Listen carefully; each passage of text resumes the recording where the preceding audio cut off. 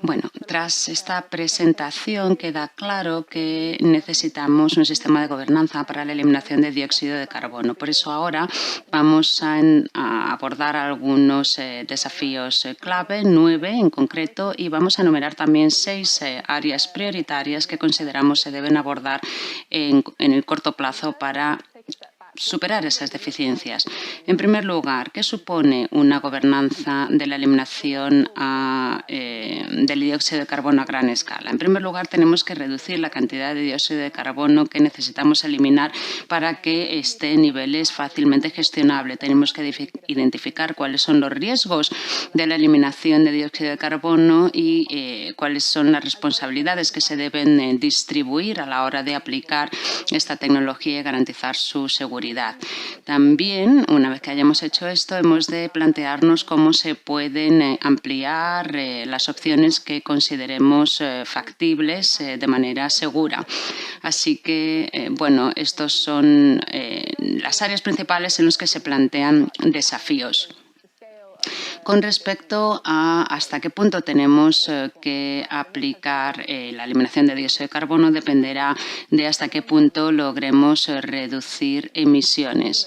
Lo más importante es reducir la cantidad de carbono que tenemos que eliminar de la atmósfera y para ello necesitamos disminuir las emisiones. No podemos simplemente depender de pequeños cambios incrementales, sino que se requieren cambios sustanciales.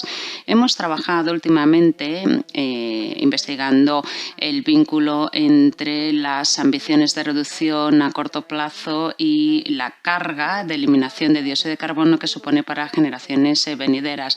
También hemos estudiado cómo se puede distribuir la carga y la responsabilidad entre diferentes países en función de quién es más responsable del cambio climático o la capacidad de que disponen los países para aplicar este tipo de tecnologías. En nuestro estudio nos hemos dado cuenta de que los grandes emisores, es decir, China, la Unión Europea y Estados Unidos, los que pueden asumir una mayor cantidad de eliminación de dióxido de carbono. Por cada gigatonelada adicional de emisiones para 2030 se aumenta en gran medida la cantidad de carbono que necesitamos eliminar en la segunda parte del siglo. Por tanto, es fundamental reducir las emisiones en primer lugar.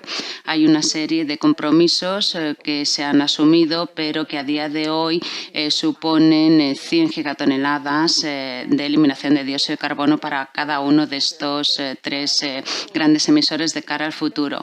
Estudiamos qué pasaría si esos compromisos fueran 2 veces más ambiciosos, que sería coherente y compatible con lo que necesitamos reducir para lograr el objetivo de 1,5 grados. Y esto además reduciría la cantidad de carga de eliminación de dióxido de carbono que recaería en las generaciones venideras. 420.000 millones de toneladas para China, 250.000 millones de toneladas para la Unión Europea y para Estados Unidos, lo que supondría el equivalente de 40 años de emisiones para China, 30 años para Estados Unidos y 20 años para la Unión Europea. Así que son cifras realmente enormes. Para poder reducir al máximo hasta qué punto necesitamos recurrir a la eliminación de dióxido de carbono, es fundamental saber en qué punto nos encontramos y hacia dónde nos dirigimos. En estos momentos, un reto fundamental es la deficiencia en términos de los datos, sobre todo en los países en vías de desarrollo. Es algo de lo que hablaré después. Además, la estructura de los informes de inventario que utilizan los países en estos momentos plantea sus propios retos, puesto que no son suficientemente pormenorizados. No sabemos qué tipo de eliminación de carbono se está utilizando en cada país, no sabemos hasta qué punto recurren a la bioenergía, a la captura directa del aire, captura y almacenamiento de carbono u otro tipo de tecnologías. Además, los informes de inventario en los cuadros resumen, suman todo tipo de datos y, por tanto, es muy difícil saber hasta qué punto se han eliminado emisiones y hasta qué punto se están reduciendo emisiones para poder llegar al nivel de emisiones cero.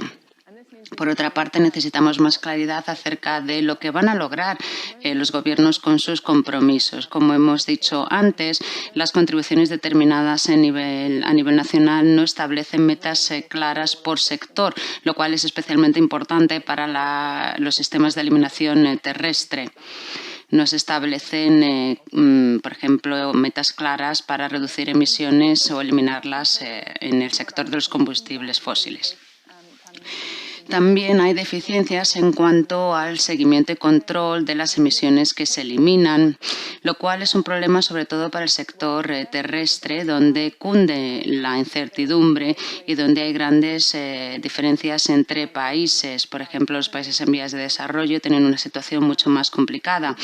Y esto es importante tanto para las opciones terrestres como forestación o reforestación, como el secuestro de carbono en el suelo, pero también para otras opciones como la bioenergía, puesto que el ciclo total y los efectos de ese ciclo en términos de emisiones pues dependerá de cómo se realice y de los plazos en que se apliquen estas tecnologías. Son, por tanto, desafíos muy importantes para saber cómo funciona incluso un proyecto individual en cuanto a los resultados de emisiones.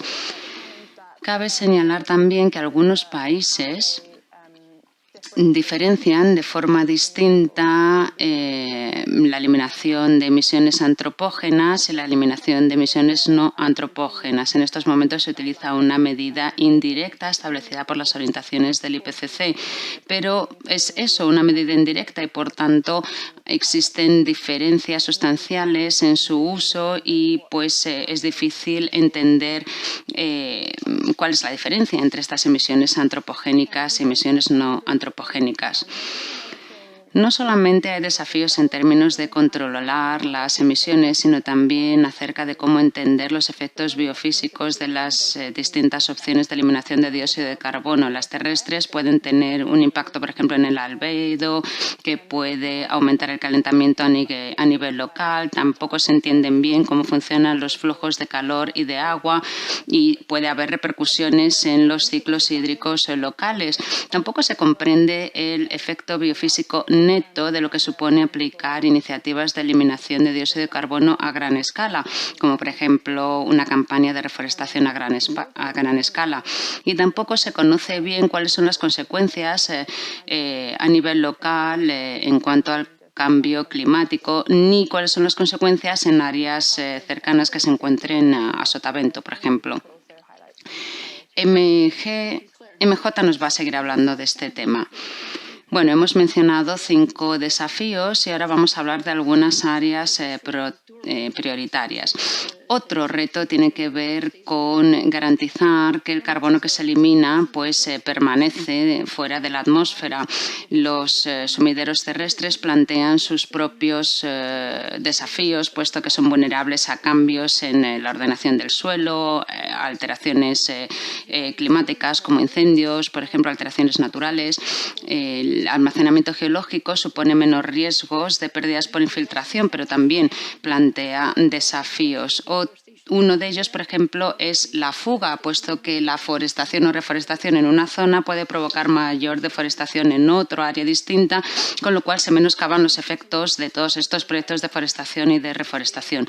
La saturación de los sistemas biológicos es otro factor a tener en cuenta, puesto que cuando estos alcanzan un punto de equilibrio, pues no resultan tan útiles a la hora de eliminar carbono de la atmósfera. Así que vemos que todos estos desafíos se tienen que tener en cuenta a la hora de planificar estas opciones y de contabilizar, informar acerca de su aplicación. Los gobiernos tienen que velar porque haya salvaguardias suficientes para garantizar el desarrollo sostenible. Las repercusiones negativas o positivas de estas tecnologías dependerán del contexto local en términos medioambientales, sociales, económicos y el potencial técnico de las opciones de eliminación de dióxido de carbono puede que no se aproveche plenamente cuando se tienen en cuenta otros elementos que dependerán de la zona concreta en que se vayan a aplicar estas tecnologías. Por ejemplo, el riesgo en términos de producción alimentaria, diversidad biológica, cohesión social. riesgos que pueden entrañar proyectos a gran escala de forestación, reforestación o de bioenergía.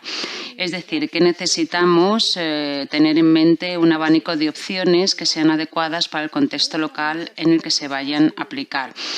También, desde el punto de vista ético, no se ha debatido todavía ni se ha asignado la responsabilidad, o se ha distribuido la responsabilidad en cuanto a la aplicación de la eliminación de dióxido de carbono, y hay elementos de equidad y de equidad intergeneracional que se tienen que tener en consideración. Hay estudios que muestran que se pueden aplicar distintos criterios, como por ejemplo quién ha contribuido más a las emisiones o quién dispone de mayor capacidad.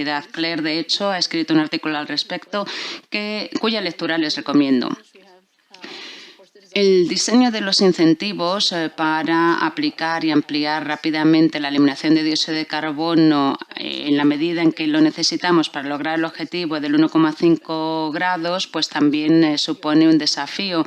Hay distintas opciones en las que hay implicadas muchas partes interesadas, y esto plantea también un reto en términos de control y de seguimiento. Así que hay que diseñar incentivos adecuados que tengan en cuenta quién va a participar en estas tecnologías, cuáles son las repercusiones en términos sociales, medioambientales, diversidad biológica, que supone, por ejemplo, para los recursos hídricos, cómo se va a contabilizar.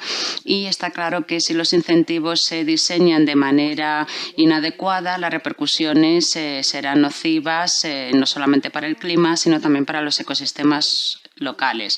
Con respecto a la aceptabilidad social, la verdad es que hay poca información con respecto a la eliminación de dióxido de carbono. No se es consciente de la necesidad que tenemos de recurrir a estas tecnologías para lograr el objetivo de limitar el calentamiento a 1,5 grados si no se reducen las emisiones de manera considerable. Tampoco se conoce bien cuáles son los beneficios locales de algunas opciones. Por ejemplo, la restauración de los ecosistemas, la forestación o la reforestación puede tener beneficios, pero estos no se comprenden bien. En el Reino Unido se creó una asamblea con una muestra representativa de la población del país para debatir acerca de opciones de eliminación de dióxido de carbono a las que se puede recurrir para lograr los objetivos de emisiones netas cero de Reino Unido. Cuando se reunieron nos dimos cuenta de que algunos no preferían que se utilizaran opciones como la forestación o reforestación en vez de la bioenergía o la captura directa del aire. 40% pensaba que realmente necesitamos recurrir a la captura de carbono directamente del aire y a la bioenergía con almacenamiento y captura de carbono, y otro 40% se oponía frontalmente a que se utilicen estas tecnologías. Por lo tanto, es evidente que se necesita más concienciación y más información para que se entienda bien cuál es la situación. Aquí pueden ver un resumen de las deficiencias y retos principales relacionados con la aplicación a gran escala de la eliminación de dióxido de carbono. En términos generales, lo importante es que el ritmo y la escala a la que debamos recurrir a estas tecnologías dependerá de hasta qué punto reducimos las emisiones. Cuantas menos emisiones reduzcamos, más tendremos que recurrir a la eliminación de dióxido de carbono con las repercusiones y retos asociados. ¿Cuáles son las actuaciones prioritarias, por tanto? En primer lugar, unos sistemas de gobernanza adecuados. Para ello, en primer lugar, necesitamos aumentar el nivel de ambición en cuanto a la mitigación de cara a 2030 con NDCs reforzadas, iniciativas políticas más contundentes que sean compatibles con las trayectorias coherentes con el objetivo de 1,5 grado. Para ello, tenemos que comprender bien qué es lo que supone no reducir emisiones de manera contundente en cuanto a la carga que estamos depositando en las generaciones futuras. En segundo lugar, se tienen que elaborar metas claras y unos sistemas de contabilidad y de información adecuados para saber exactamente hasta qué punto se está avanzando. No se pueden posponer temas como la emisión, la reducción de emisiones por combustibles fósiles simplemente por recurrir a la eliminación de dióxido de carbono. también a la hora de lograr los objetivos de emisiones netas cero es fundamental saber qué es lo que supone sostener ese objetivo en el tiempo a nivel nacional y debe incluirse todos los sectores, todos los gases de efecto invernadero sin recurrir a los sistemas de compensación de emisiones internacionales.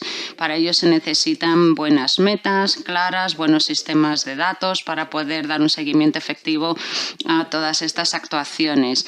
Y los países en vías de desarrollo necesitan crear más capacidad para mejorar sus sistemas de contabilidad y atenuar el riesgo de que se reviertan los efectos conseguidos.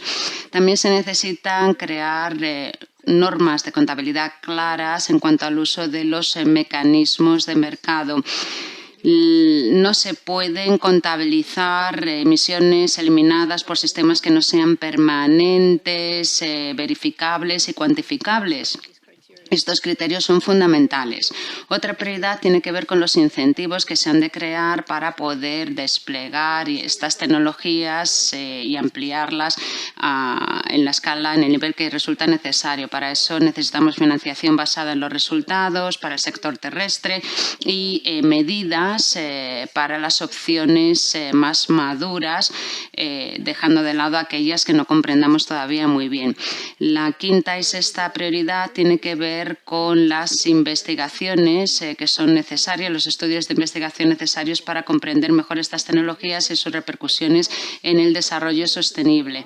Tenemos que contar con un amplio abanico de opciones, siendo conscientes de cuáles son las más adecuadas para un contexto local concreto. Hay que dar seguimiento a aquellas iniciativas que se apliquen para saber qué es lo que está funcionando y qué no. Esa es la quinta prioridad. La sexta tiene que ver con dar más información al público acerca de las alternativas disponibles de eliminación de dióxido de carbono. Para ello se necesita implicar a distintas partes interesadas en la planificación y apostar por la colaboración internacional y la cooperación interdisciplinar. Lo fundamental es que se tengan en cuenta todas las repercusiones posibles de las tecnologías de eliminación de dióxido de carbono antes de proceder a su aplicación. Aquí tienen un resumen de las diferentes actuaciones prioritarias que nosotros hemos definido.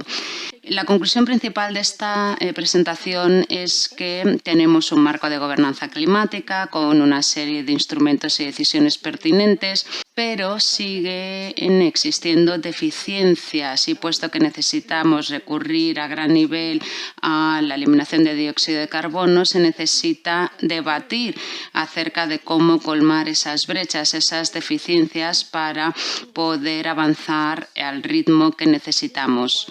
Para eso necesitamos tiempo, recursos y una buena planificación. Necesitamos también herramientas de gobernanza para velar por que estas tecnologías de eliminación de dióxido de carbono se apliquen de manera sostenible y evitando las repercusiones negativas. En el último artículo que hemos actualizado sobre gobernanza de eliminación de dióxido de carbono tiene más información al respecto y ahora estaremos encantados de contestar a sus preguntas. Muchas gracias.